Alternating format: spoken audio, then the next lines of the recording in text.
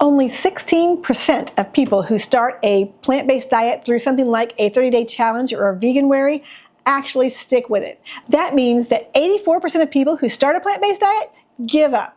You would think that going plant-based or vegan nowadays would be easy. The plant-based and vegan food industry is a $7 billion a year industry. So you would think with all these new products coming on the market, everybody could be plant-based. Maybe we're doing something wrong. What if we made a step-by-step gradual plan to go plant-based or vegan? Instead of a dramatic cold turkey, it would give us time to change our mindset about how we eat and what we should eat. A novel idea, right? Research is showing that people who make this transition gradually and who have a plan are more likely to succeed. I mean, how many times have you heard the saying, if you fail to plan, you plan to fail? So let's make a plan and win this thing. First off, instead of focusing on the things you're trying to get out of your diet, like meat or cheese or dairy, think about the things you want to add to your diet, like fruits and vegetables. Studies are showing that 1 in 10 people get enough fruits and vegetables in their diet. Think about it. How many servings of fruits and vegetables do you eat in a day? If a serving size is the size of your fist, do you eat 6 to 8 servings of fruits and vegetables? I have to say that unless I'm really intentional at my meals to make sure I get my fruits and vegetables, I'll easily go with only 2 or 3 servings a day. So eating your fruits and vegetables will make sure you have enough vitamins, enough minerals. They have a lot of fiber that makes you feel full, so you're not hungry and craving those other foods that aren't good for you. You may think you don't like some vegetables, but taste buds change, and you can train your taste buds to like certain foods. So try different vegetables that maybe you haven't tried before. So for the next couple of weeks, you can just focus on making sure you get lots of fruits and vegetables. Try to get at least 2 servings at each meal. And that'll make sure you eat less of the bad foods because you're going to be filling up on vegetables. The next thing we want to do is add beans to our diet. A cup of beans every day does so much for your health.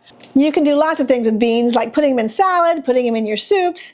If you're still eating meat, you can add beans to your ground beef, and that way you're getting half meat and half beans. And then you can slowly add more and more beans until pretty soon there's no meat left. So your goal is to add 1 whole cup of beans to your day. So you can do it for breakfast, for lunch, or for dinner, or spread it around all through there.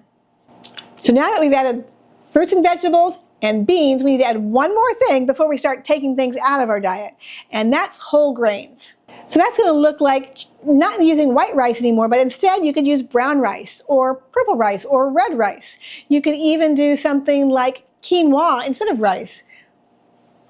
And for bread, you want to do something whole grain. Instead of white bread or some of these semi-white breads, look at your label and make sure that the first ingredient is whole grain wheat. The thing about refined grains is they take about all the good stuff in the milling process. So you lose all the dietary fiber, the B vitamins, vitamin E, antioxidants, all the good stuff is taken out in the milling process. Okay, so you've probably spent probably a whole month trying to add all these things to your diet.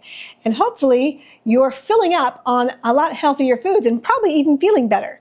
So now let's start taking out some of the unhealthier foods. So let's start with something like a meatless Monday, but let's do it a plant-based Monday. So on Mondays, you won't eat any meat or dairy, and you'll just eat your fruits, vegetables, nuts, grains, beans, and then the rest of the week you can eat what you want. And then after a few weeks and you get really good at that 1 day a week, we're going to add a 2nd day of the week, and then you'll be 2 days a week eating completely plant-based. And we'll just keep doing that slowly until eventually you'll become plant-based. This will give you plenty of time to get new recipes, change the way you look at a plate to get good at cooking, kind of plan your new routine of cooking meals and prepping for them.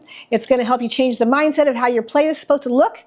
If you grew up eating meat, you're expecting most of your plate to be meat with a few vegetables on the side, but we're going to flip that completely, and we're going to have most of our plate vegetables, and we're going to have just some protein and some carbohydrate. One of the best things about making these gradual changes in your diet is that you'll start seeing health benefits in the first week or 2. You're going to start noticing a difference, and you're going to start feeling better just adding these vegetables and adding this fiber. So just get started with your vegetables. You cannot afford to miss out on the health benefits of this plant-based diet. So you need to go to the grocery store and get some produce. So you can start with step 1 of adding fruits and vegetables to your diet. If you're not sure what to buy when you get to the grocery store, you can check out this video on plant-based grocery shopping.